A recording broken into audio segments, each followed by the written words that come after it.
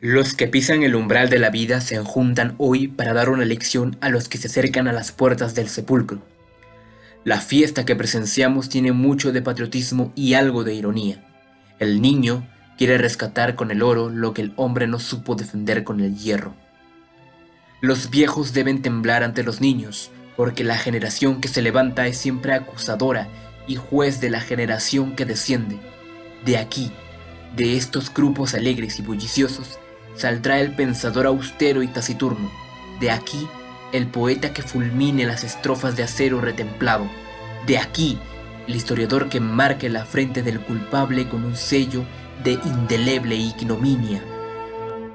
Niños, sed hombres, madrugad a la vida, porque ninguna generación recibió herencia más triste, porque ninguna tuvo deberes más sagrados que cumplir, errores más graves que remediar, ni venganzas más justas que satisfacer. En la orgía de la época independiente, vuestros antepasados bebieron el vino generoso y dejaron las heces.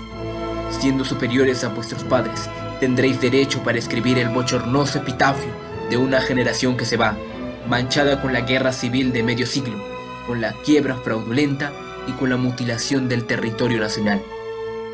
Si en estos momentos fuera oportuno recordar vergüenzas y renovar dolores, no acusaríamos a unos ni disculparíamos a otros. ¿Quién puede lanzar la primera piedra?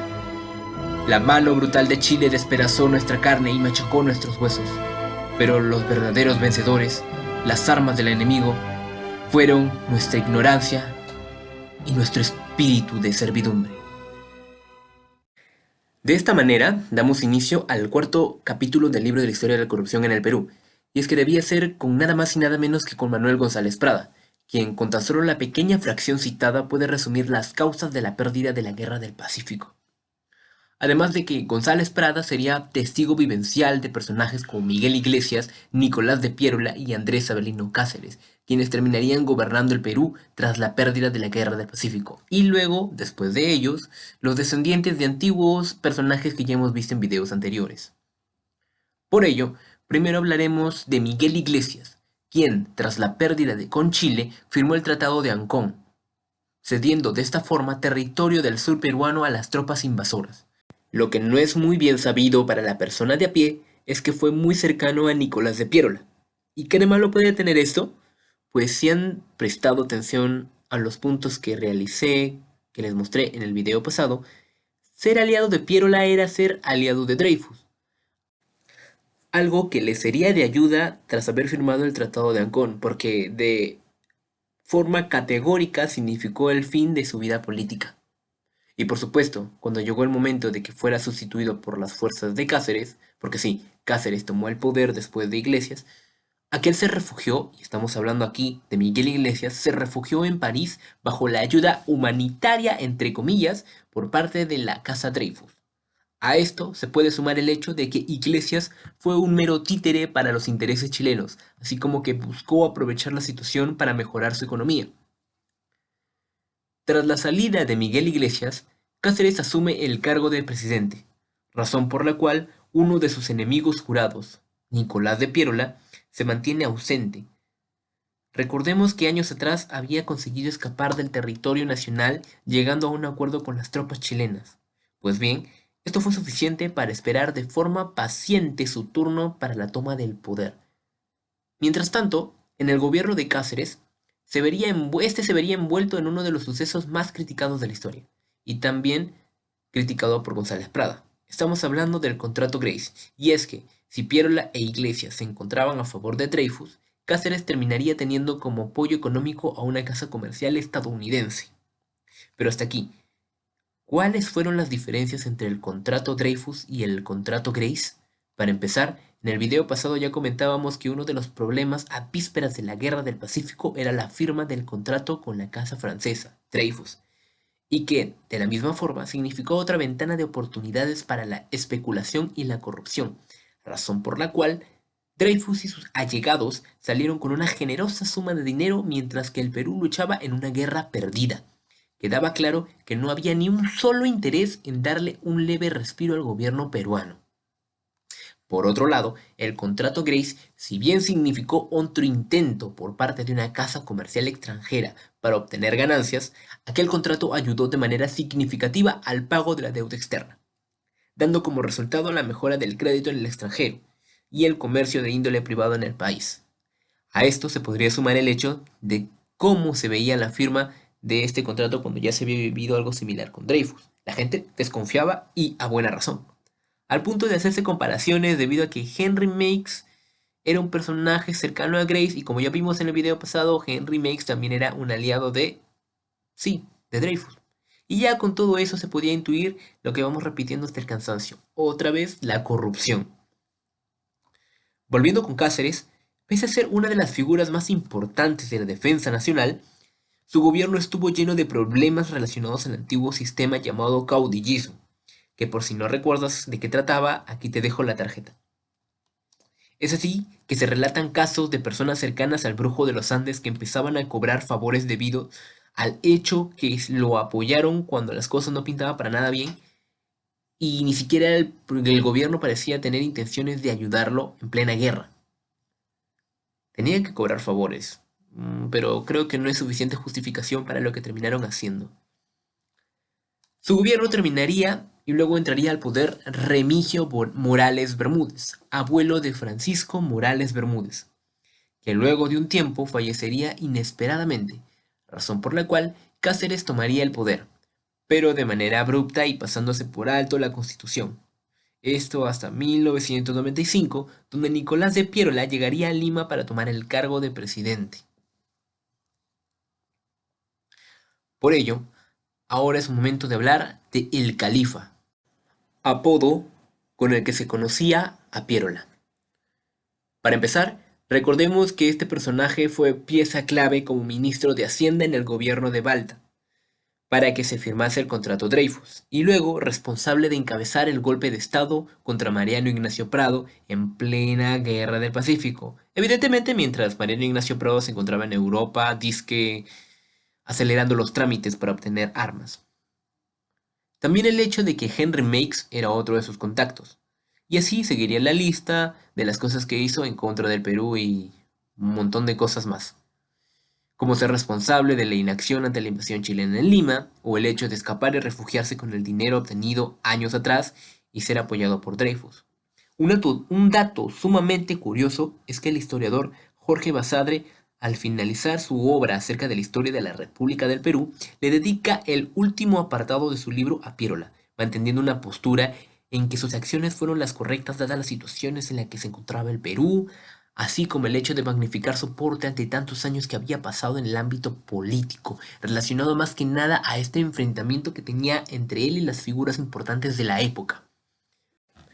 Pero bien, centrémonos más en el gobierno de Piérola de 1895 a 1899, época en la que había dejado de lado a sus antiguos aliados para realizar una nueva alianza con el Partido Civil.